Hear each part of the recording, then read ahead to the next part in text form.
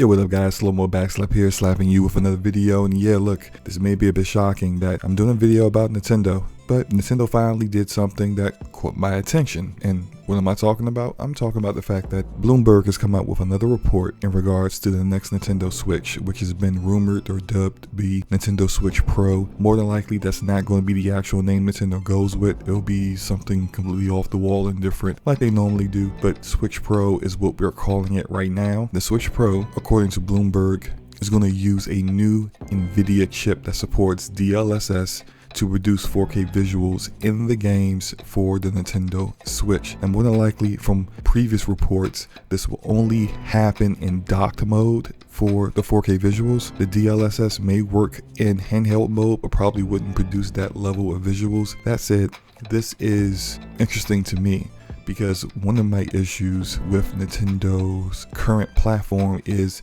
the lack of modern day current visuals and current technology to get a certain level of visual fidelity that is necessary to get all the third-party games that do come out on the Xbox, PC, and PlayStation on the Nintendo Switch. And in regards to that particular NVIDIA chip, so we know with Xbox and PlayStation, they use AMD as their supplier for the SoC. And the SoC means system on a chip.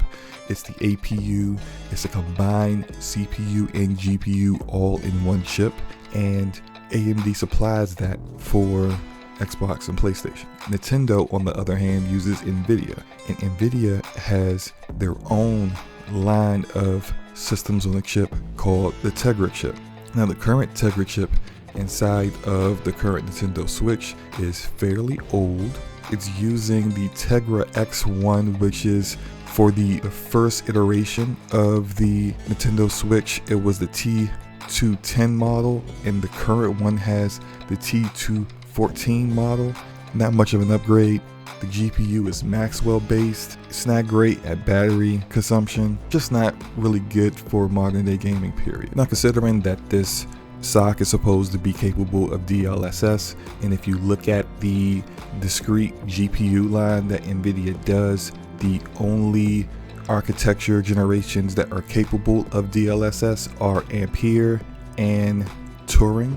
It seems more likely that the Tegra generation Orin, which was debuted at GPU Technology Conference in 2018, is the likely chip that's going to be in the new Nintendo Switch Pro.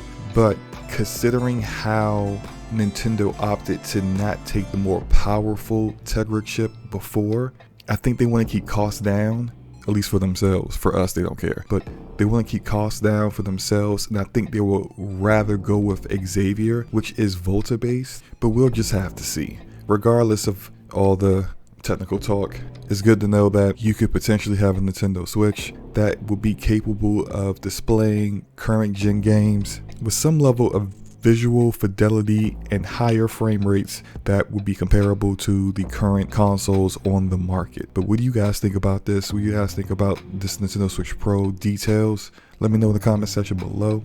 Is this system something that you're going to be looking out to get later on this year, which is expected to come out? Me personally, I'm interested, but at the same time, I need to see some games that I'm interested in that I want to play. So this is the first step, having hardware that gets me excited.